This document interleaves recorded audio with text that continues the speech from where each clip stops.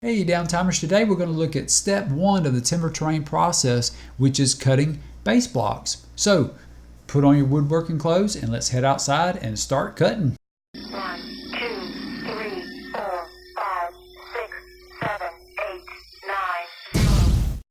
Almost all my woodworking projects start with a Black & Decker Workmate 200. I got this used from the previous owner of the place where we currently live, and I really like this table. It's really handy if you don't have a second or third person to help you hold the wood while you're cutting it and so forth and so on. As you can see, it clamps. Each side can clamp independently. They move independently by the knobs in front.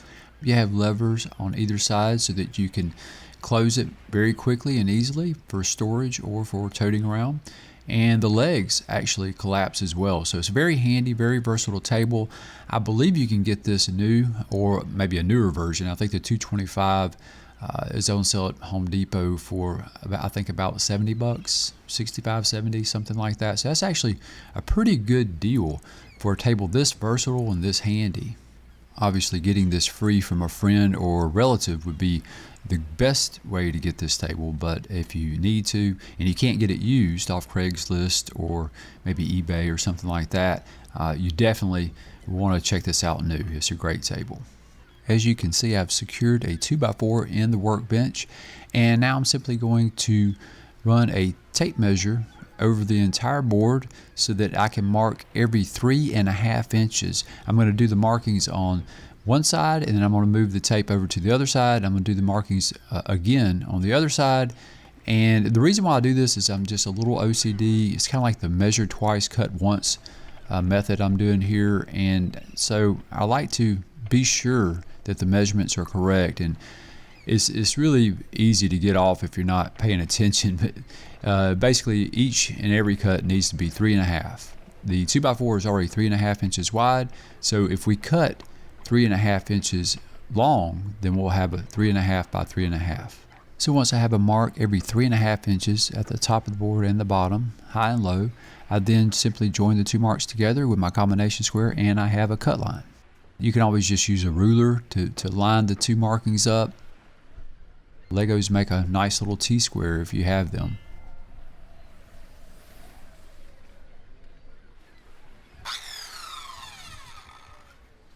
Here's my Ryobi circular saw. Safety tip number one here, always keep both hands on the handles while the blade is turning. I know a lot of woodworkers like to put a hand down to make a straight cut or guarantee a straight cut. I really don't think that's the safest thing to do, so I always recommend you keep both hands on the handles while the blade is turning. Also, you can simply get a crosscut saw if you like. If you don't really feel safe with a circular saw, you just want to go as cheap as possible, which I totally respect that.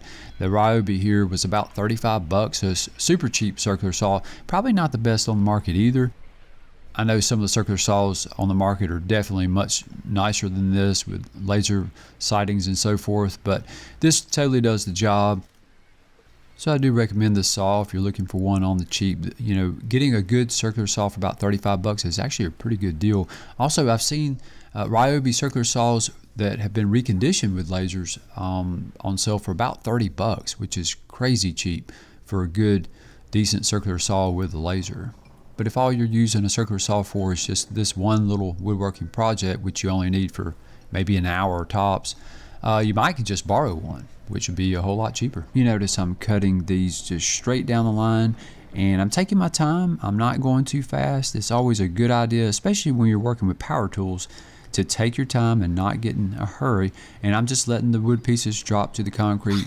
They're tough enough to handle it. It does not make any markings in the wood or anything like that, so definitely not an issue with that. And here's my sander. Of course, I do recommend you have a sander such as this to do all your sanding. It was only about 15 bucks at Walmart, which is crazy cheap, and it's very handy for all sorts of woodworking projects. It makes sanding so much faster and so much easier. And when you sand these blocks, I do recommend you get all the splinters off. Of course, with a circular saw, you're probably going to have some splintering. You definitely want to tackle the splinters first, and then you want to kind of smooth out the edges a little bit. You don't want really any sharp edges. So I tackle the edges next, and then I simply go over the sides one quick time to make sure all sides are smooth, and then you're done.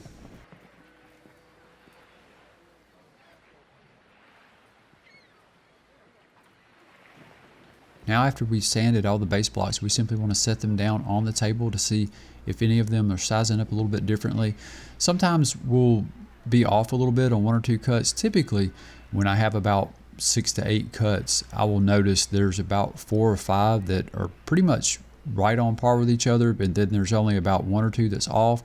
The 1 or 2 that are off, obviously, are the ones I need to take care of. And typically, they're a little bit larger than the others. And in that case, obviously, all I need to do is do a little more sanding, and then I'm done. Now, if the odd cuts are smaller, you simply need to just set those to the side and don't throw them away. You might be able to use them anyway.